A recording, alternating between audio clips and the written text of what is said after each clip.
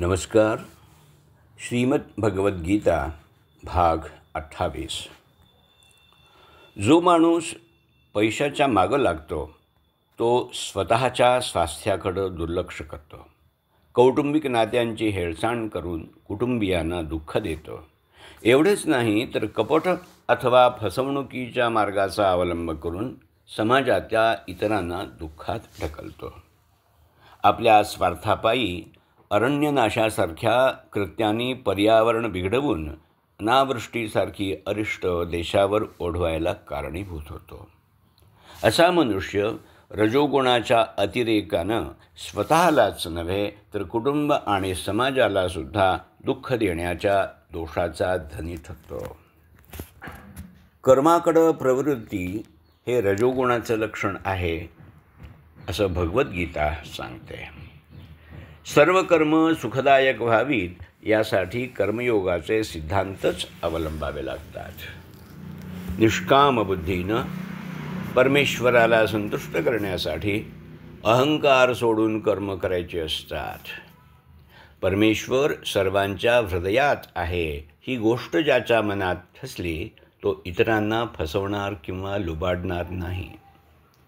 जो माणूस जोडून या धन उत्तम व्यवहारे श्रीमंत होईल तो टाटा, अझीम प्रेमजी, नाडर, नारायण मूर्ती किंवा सुधामूर्ती किंवा बिल गेट्सप्रमाणे त्या श्रीमंतीचा काही भाग समाजातल्या दुर्बल आणि दुर्भागी लोकांसाठी वापरेल.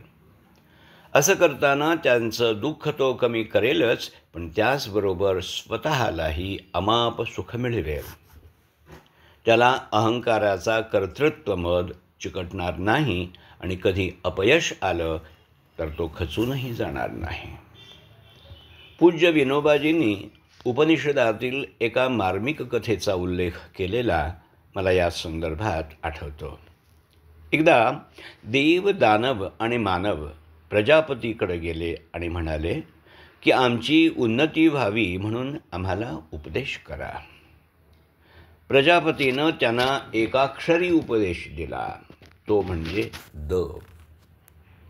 देवानी त्याचा अर्थ असा लावला की आम्ही उपभोगाला चटावलो आहोत म्हणून प्रजापतीनं आम्हाला दमन करायला सांगितलं.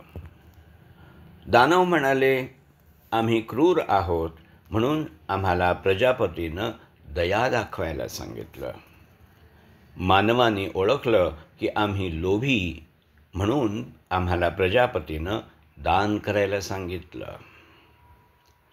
उपनिषदांच्या नंतरच्या काळात मानवानं एवढी प्रगती केली की त्यानं देवांचे आणि दानवांचे दुर्गुणही आत्मसात केले. याच्या योगे या जगातली दुःख वाढतच चाललेली आपल्याला दिसतील. या सर्व दुर्गुणांवर ताबा मिळवल्याशिवाय जगातली दुःख कमी कशी होणार? गीतेत अनेक ठिकाणी उपदेशलेली समबुद्धी ही सुद्धा दुःखाची तीव्रता कमी करण्यामध्ये फार महत्त्वाची भूमिका पार पाडते. अर्जुनाला युद्धाला प्रेरित करताना भगवानांनी सुखदुःख, लाभहानी, जयपराजय या गोष्टी सम मानून युद्ध हे तुझं कर्तव्य आहे म्हणून युद्ध कर असं सांगितलं. नंतरही त्यानं वेळोवेळी सर्व तऱ्हेची द्वंद्व माणसानं समबुद्धीनं स्वीकारली पाहिजेत असा उपदेश केलेला दिसतो. सुख, यश, स्तुती, सन्मान इत्यादींनी माणसानं हुरळून जाऊन उन्माद शिखरावर चढून जाऊ नये. कारण अशी अस्थिर बुद्धी असलेला माणूस दुःख, अपयश, निंदा, अपमान या गोष्टी झेलताना त्याचा कडेलोट होण्याची शक्यता असते. नवीन पिढीत नैराश्य आणि वैफल्यानं ग्रासलेल्या लोकांचं प्रमाण भयानक रीतीनं वाढत आहे. परीक्षेत अनुत्तीर्ण झाल्यानं, एवढंच काय, परीक्षेच्या भीतीनंच शाळेतील मुलंसुद्धा आत्महत्या करताना दिसत आहेत. व्यवसाय, नोकरी, प्रेम अशा बाबतीत थोडंसं काही प्रतिकूल घडलं तरी तरुण तरुणी मनोरुग्ण तरी होतात किंवा जीव तरी देतात. फलाची आशा न ठेवता प्रयत्नांची पराकाष्ठा ही कर्मयोगाची आणि अनुकूल वा प्रतिकूल कुठल्याही परिस्थितीत स्थिरबुद्धीची शिकवण लहानपणापासून असली तरच ही चिंताजनक परिस्थिती बदलू शकेल. दुर्दैवानं आज अनेक माणसं अगदी लहान मुलांपासून प्रौढांपर्यंत कमालीची स्वयंकेंद्रित झालेली दिसतात.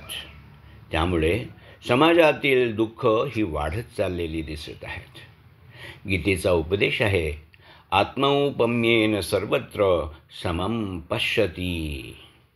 आपल्याप्रमाणे इतरांना अशी समबुद्धी ठेवावी.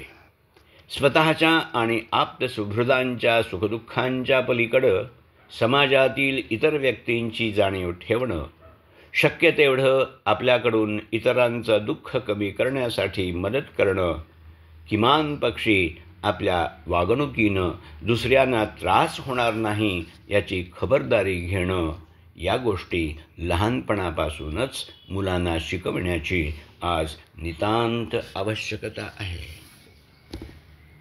क्रमशः लेखक डॉक्टर विजय पांडुरंग जायदे, वाचक डॉक्टर अमृत राघवेंद्र यादी.